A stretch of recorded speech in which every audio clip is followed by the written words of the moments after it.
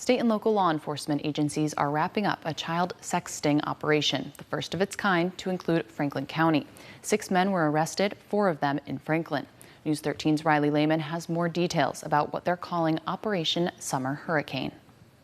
For 3 nights last month, undercover law enforcement officers spent hours staring at their computer screens, posing as teenagers and talking to suspected child predators. From July 10th through 12th, agencies across the Panhandle took part in Operation Summer Hurricane. Thursday morning, they released the results of the sting. Of the 6 arrests, authorities say 4 of them traveled to Franklin County to meet a teenager for sex. It is the first operation of its kind in Franklin County. If you're thinking about getting online and chatting with an underage person, it may not be an underage person.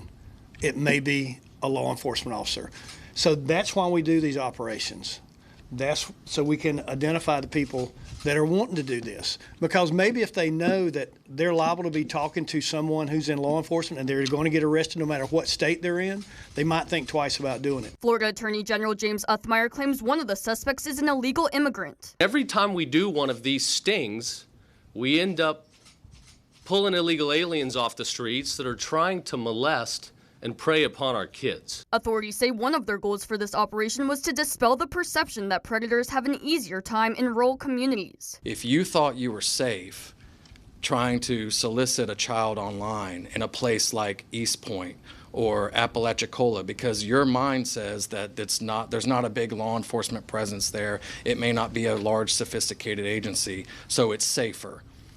We're breaking that mold with this op, and this will be the first of many. We have many more planned across the state. Uthmire urges parents to monitor their child's phone and limit their access to social media. We believe as a state that it's too dangerous out there and that they're not mature enough to be prepared for predators like these guys that we're talking about today who want to get access to them. When it comes to older teenagers, 14, 15, 16,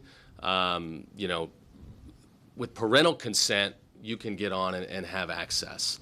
But parents need to know, they need to know about the tools available to them to restrict certain access to be able to track or monitor what their kids are doing. In Franklin County, Riley Lehman, News 13, Panhandle Strong.